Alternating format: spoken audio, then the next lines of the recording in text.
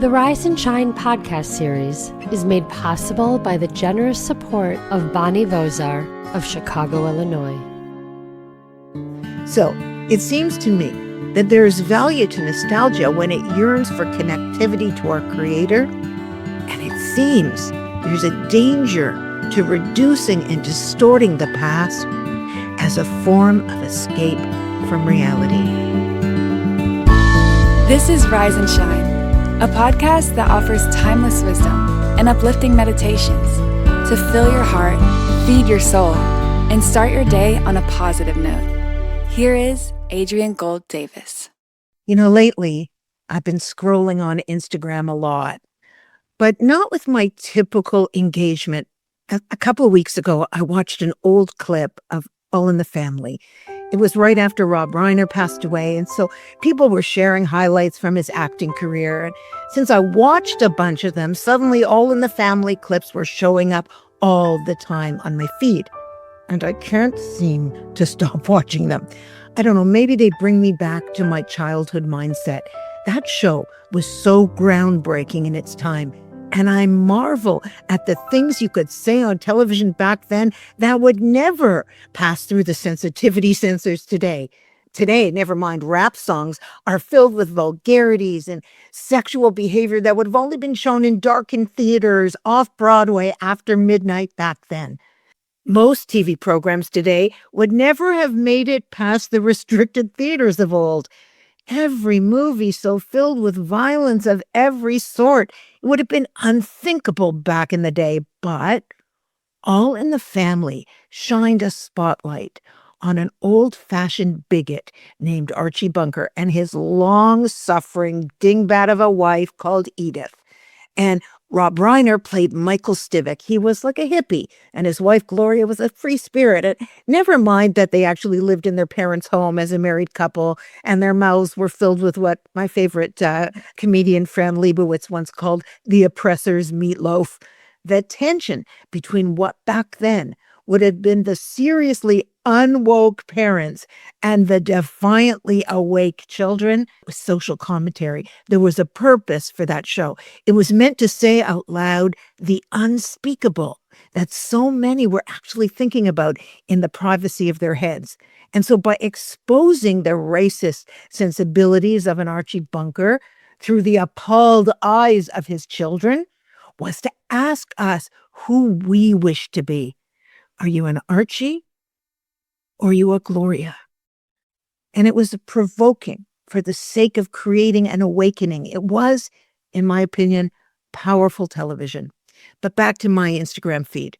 So since I've been watching those clips, my algorithm itself is sending me more things that are of their ilk.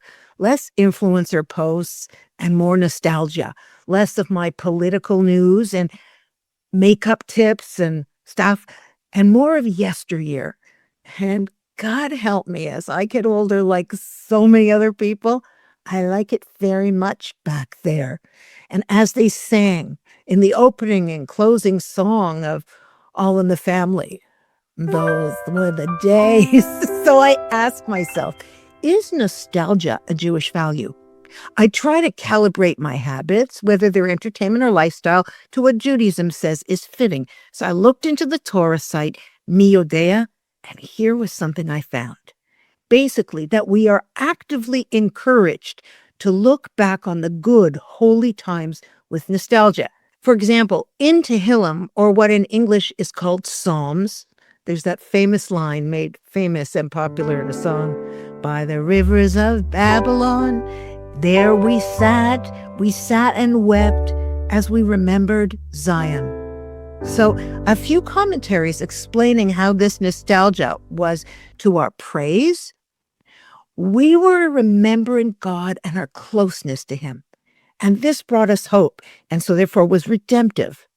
In Eicha, which is the tragic and sad book of Lamentations that we read on Tisha B'Av, we read this line, take us back, Hashem, to yourself, and let us come back, renew our days as of old.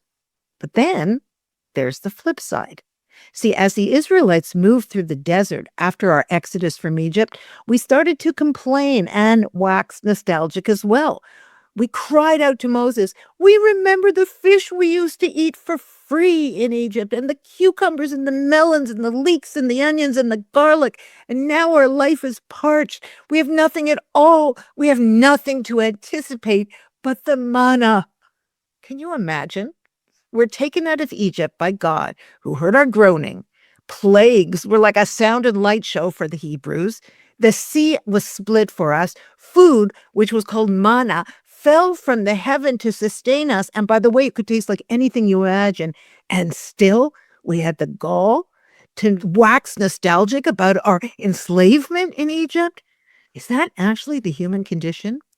So in an article written by Rabbi Daniel Klein, he said the following: "In the haze of disillusion and distance, as our memory fades, we often retain a nostalgic longing for an edited and uncomplicated past that never actually existed. In some ways, we can only move forward with our lives because we do forget.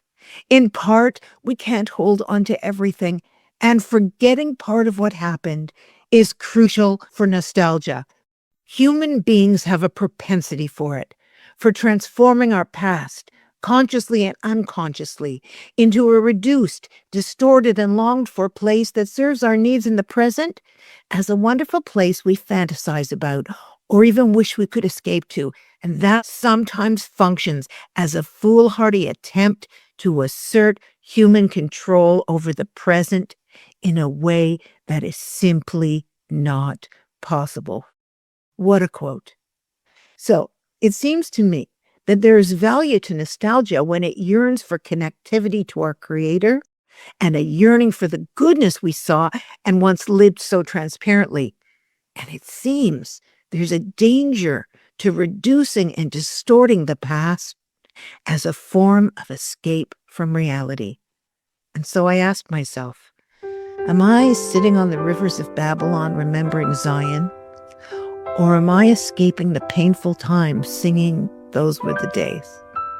I'm not entirely sure yet if I've found the balance, but one thing I know for certain now is that my algorithm can tell me more about what I value than almost anyone else can.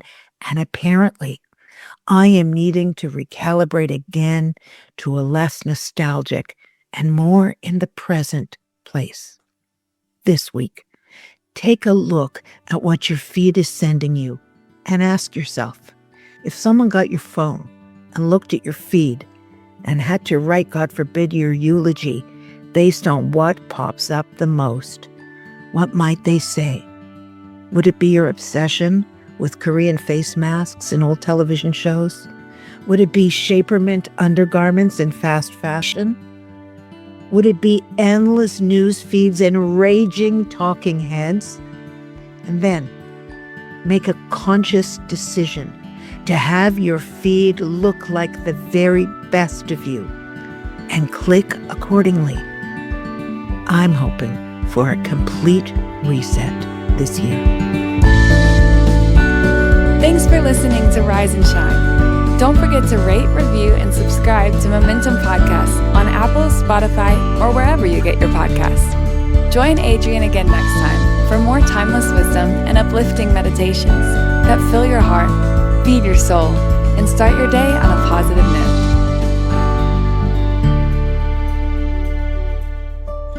This podcast was made possible by the generous support of Bonnie Vozar of Chicago, Illinois. Spread the wisdom. Inspire Jewish individuals around the globe by supporting Momentum's podcasts. To sponsor, contact podcast@momentumunlimited.org. You're listening to a Momentum podcast. For unlimited inspiration, wisdom, and empowerment, visit momentumunlimited.org.